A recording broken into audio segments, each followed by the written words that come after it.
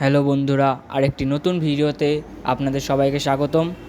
তো বন্ধুরা, আজকে আমরা আলোচনা করব আইএসএলের যে 10টি সংস্করণ হয়েছিল সেই 10টি সংস্করণের কারা গোল্ডেন বুট জয়ী হয়েছে বা আইএসএলের সেরা স্ট্রাইকারদের নিয়ে। তো বেশি দেরি না করে ভিডিওটি শুরু করা যাক।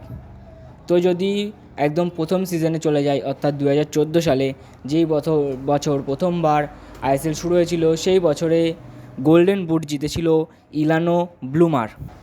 হ্যাঁ, চেন্নাইন এফসির এই প্লেয়ার ইলানো ব্লুমার যে আইএসএলের প্রথম সংস্করণে গোল্ডেন বুট জয়ী হয়েছিল এবং তিনি গোল করেছিলেন 8টা এবং অ্যাসিস্ট করেছিলেন 1টা, এবং তিনি 11টা ম্যাচ সময় লেগেছিল এই 8টা অ্যাসিস্ট এবং 8টা গোল এবং 1টি অ্যাসিস্ট করার জন্য। ইনি ছিলেন ম্যানচেস্টার সিটির একজন প্লে মেকার, যিনি চেন্নাইন এফসিতে একজন মার্কি প্লেয়ার হিসেবে আইএসএলের প্রথম সিজনে এসেছিলেন এবং এর মধ্যে বেশিরভাগই তিনি লং শট এবং ফ্রি কিক থেকে গোল করেছেন এবং তিনি সেমিফাইনালে মারিনামা চান্স অর্থাৎ চেন্নাই এফসিকে একটি অসাধারণ গোল অর্থাৎ লং রেঞ্জারের মাধ্যমে সেমিফাইনাল থেকে ফাইনালে তুলেছিলেন। তো যদি এবার আইএসএল 2015 অর্থাৎ দ্বিতীয় সংস্করণে চলে আসে আইএসএলের, তো এখানে গোল্ডেন বুট জিতেছিলেন স্টিভেন মেন্ডোজা, যিনি 13টি গোল এবং 3টি অ্যাসিস্ট করেছিলেন এবং এটি করার জন্য তার সময় লেগেছিল 16 ম্যাচ। অর্থাৎ 2015 সিজনে স্টিফেন মেন্ডোজা তিনি গোল্ডেন বুট জিতেছিলেন। এবার যদি চলে আসি 2016 সিজনে, সেই 2016 সিজনে গোল্ডেন বুট জিতেছিলেন মার্সিলিনহিও। হ্যাঁ, এই মার্সিলিনহিওর নাম তোমরা অনেকেই হয়তো শুনেছ। তিনি আইএসএলের একটি দুর্দান্ত প্লেয়ার এবং তিনি 2016 সালের গোল্ডেন বুটও জিতেছিলেন। তিনি গোল করেছিলেন 10টা এবং অ্যাসিস্ট করেছিলেন 5টা। এবং 2017 সংস্করণে যিনি গোল্ডেন বুট জিতেছিলেন তিনি হলো ফেরান কোরোমিনাস টেলেচিয়া। তিনি 18টি গোল এবং 5টি অ্যাসিস্ট করেছিলেন।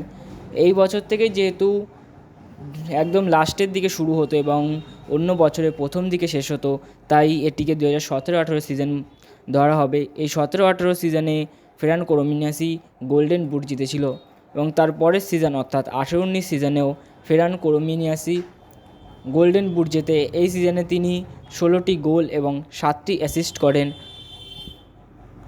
এবং আইএসএল তিনি ছাড়ার আগে তিনি 57 ম্যাচে 48টি গোলও করে রেখে গেছেন, অর্থাৎ আইএসএলের ইতিহাসে তার নাম সোনার অক্ষরে লেখা রয়েছে। যদি এর পরের বছরের কথা বলি, অর্থাৎ 2019-20 সিজনে, এই 2019-20 সিজনে গোল্ডেন বুট জিতেছিল নেরুয়েস ভালস্কিস, যিনি চেন্নাইন এফসির প্লেয়ার ছিলেন। তিনি গোল করেছিলেন 15টা এবং অ্যাসিস্ট করেছিলেন 6টা এবং ওনার সাথে সাথে রয় কৃষ্ণাও 15টা গোল করেছিলেন। কিন্তু যেহেতু নেরুয়েস ভালস্কিস রয় কৃষ্ণার থেকে কম ম্যাচেই বেশি গোল করেছিলেন, সেই জন্যই তাকে গোল্ডেন বুটটি দেওয়া হয়।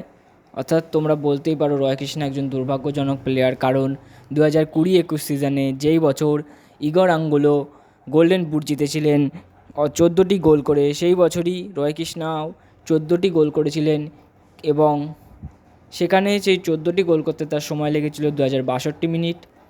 কিন্তু ইগর আঙ্গুলো সেই গোল করেছিল মাত্র 1645 মিনিটে। সেই জন্য গোল্ডেন বুটটি ইগর আঙ্গুলোকেই দেওয়া হয়।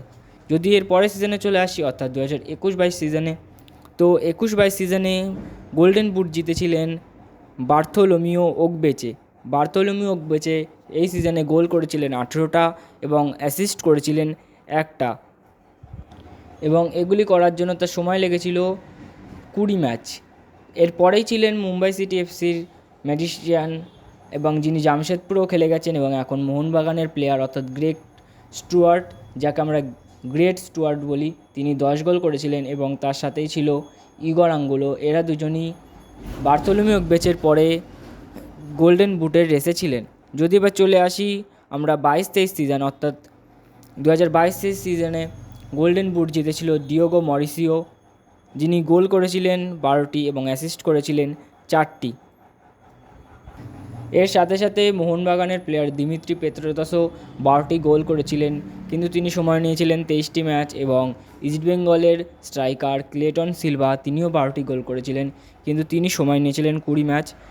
এবং যেহেতু দেখা যাচ্ছে যে ডিয়েগো মরিসিও মাত্র 1536 মিনিট এবং ক্লেটন সিলভা তারপরে 1778 মিনিট এবং দিমিত্রি পেত্রাতস 2091 মিনিট সময় নিয়েছিলেন এই গোলগুলি করার জন্য, তাই ডিয়েগো মরিসিওকেই এই বছর গোল্ডেন বুটটি দেওয়া হয়। যদি এর পরবর্তী সিজন অর্থাৎ আগের সিজনে চলে আসি, অর্থাৎ 2023-24 চলে আসি, তাহলে 2023-24 গোল্ডেন বুট জিতেছিলেন দিমিত্রিয়স দিয়ামান্টাকস, যিনি গোল করেছিলেন 13টি এবং অ্যাসিস্ট করেছিলেন 3টি। এই বছরও রয় কৃষ্ণা তার সাথেই ছিল, তিনিও 13টি গোল করেছিলেন, কিন্তু তার ভাগ্য এতটাই খারাপ যে এই বছরও তিনি 25টা ম্যাচ খেলেছিলেন এই 13টি গোল করার জন্য এবং দিমিত্রিয়স দিয়ামান্টাকস মাত্র 17টি ম্যাচেই গোল করেছিলেন। তাই আবার দিমিত্রিয়স দিয়ামান্টাকসকে এই গোল্ডেন বুটটি দেওয়া হয়। আর যদি এই সিজনের কথা বলি, তাহলে এই সিজনে তোমরা জেনেই গেছো যে হয়তো আলাদিন আজারিয়াই এই সিজনের টপ গোল স্কোরার হতে পারে, কারণ তার ধারে কাছেও কেউ নেই। তার গোল হয়তো 23 গোল না 25 গোল ওরকম কিছু একটা হবে। এবং তারপরে রয়েছে আমাদের ক্যাপ্টেন লিডার লেজেন্ড, যার গোল মাত্র 12টি, অর্থাৎ 13টি গোলের ডিফারেন্স রয়েছে। তাই বলাই যায় এই বছর আলাদিন আজারিয়া গোল্ডেন বুট জিতে গেছে। তো বন্ধুরা, বলো তোমাদের ভিডিওটি কেমন লাগলো আমাকে কমেন্ট বক্সে অবশ্যই জানাবে। ভিডিওটি ভালো লাগলে একটি লাইক এবং চ্যানেলটিকে সাবস্ক্রাইব করে তার পাশের বেল আইকনটিকে অল করে দেবে।